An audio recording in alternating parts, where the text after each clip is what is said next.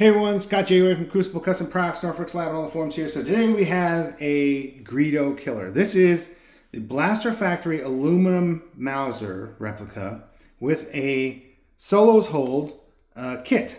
So the Solos Hold kit was made a while ago. It has the Solos Hold mount. This is the scope replica, his amazingly accurate front grill greebly, and his flash hider replica. Now, it was going to be on an MGC, but the MGC, gosh, now I can't even remember what the issue. There were some issues with the MGC. I think had to do with where the mount was drilled.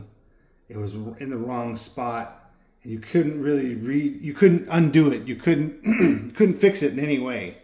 It was unfortunate. So the guy is going to do something else with it. So we started fresh with a new base. And honestly, the MGC is very close to a real Mauser in proportion, so this looks right. We have the low mount, screen accurate, excuse me, screen accurate style low mount knobs. Rings on here, and here it is. So yeah, it's the aluminum kit is really cool. It's just like the steel Mauser kit, does all the things. Whoops. More reliable than an MGC. The MGCs are getting brittle and old and could break, and I've had the parts break. But this is fantastic. It feels great. Only thing is, rather than a steel, it's so light. It's so much lighter than an MGC or a steel Mauser. Now the only thing is, this is just kind of on here for now.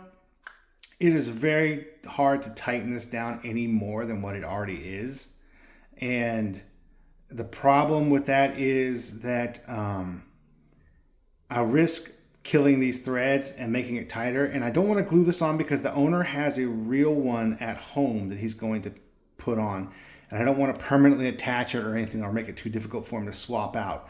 So really what he's going to have to do is just loosen this up and use that little adapter and put the real thing on there, and then they'll be good to go. All right, thanks for watching.